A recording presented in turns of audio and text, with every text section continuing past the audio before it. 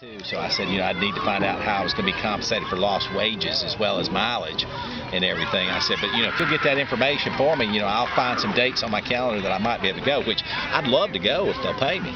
Because, because what I'm going to say is going to nail Don to the wall. He's thinking it's going to be helpful to him. I don't know how he's thinking it's going to be helpful because the truth isn't helpful to him.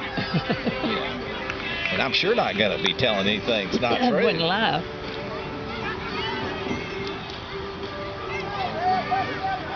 Unless he's changed his position and what he's trying to prove, I can't see how anything I'd say would help. 7 minutes remaining in the first game.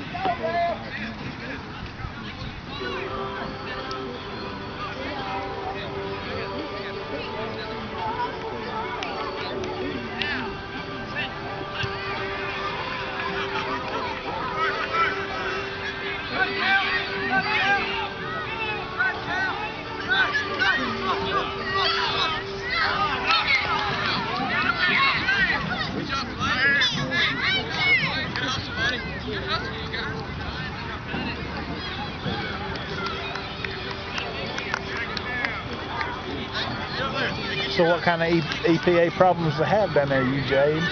Casey's wanting the EPA to give him a whole bunch of money because these big piles of, we had 10 million tons of piles of stuff. You never actually came down there.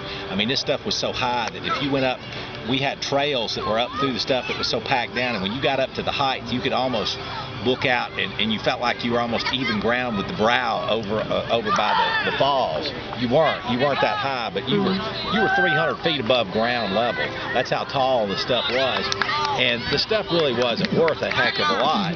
But there were a few people who are always trying to run deals on something. There was pieces of metal and chunks. It was garbage for the most part, but they were willing to go through it, hoping when metal prices were real high to see if they could get enough metal out of it to make money. And they have these big screening stations that do this stuff, and the EPA took it over. And Casey, to be honest with you, and I don't have any first-hand knowledge of it, I'm hypothesizing because this happened before I got there.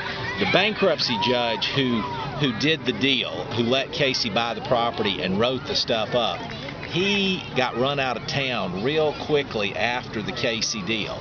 And I figured that